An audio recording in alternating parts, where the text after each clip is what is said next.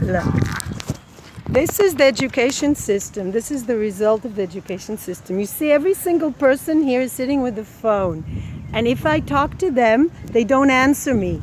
This is the education system. This is the culture we are in. And it's not everywhere in Israel, it's the same. But this is the more affluent neighborhood. Everybody's sitting alone. Nobody cares. This indifference is part of what we are educated for. If we were educated to care about anything besides ourselves, this wouldn't happen. This wouldn't happen. There would be, hello, how are you? Hello, I'm fine. How are you? Great. How are you doing today? Fantastic. And the children are back in their little cages. They're studying and the parents are picking them up and they're very concerned how the teachers are. All the news is all about the level of education and how the teachers are not up to the whatever level. But look at the people. Look at the society in which these children are growing up. Their parents are picking them up with their phone. They look at the phone, they look at the phone, and they look at the phone. Now, what do you need to have on the phone? I grew up, there was one telephone at home. But now, there's always a telephone everywhere. And all the attention goes to the phone. And this is, the children also have phones, as I showed you in the previous film. There are children as young as 2 are already giving a phone.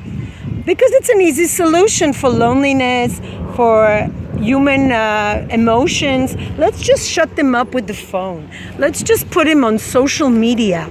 And let's take human communication and reduce it to little SMS, to little messages devoid of any emotional contact, of any caring.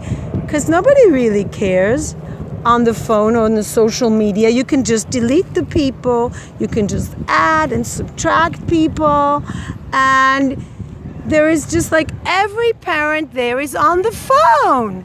Where were my parents? Before there were mobile phones, my parents actually gave me a hand. They were not the most caring parents, I must say, but they actually, look, the man is walking with the phone, Everybody has a phone.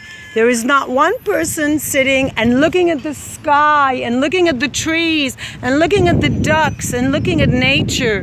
No, there's only the phone. The difference between the phone and human beings are that we have emotions and we have all sorts of things going on in our brain that this phone doesn't have.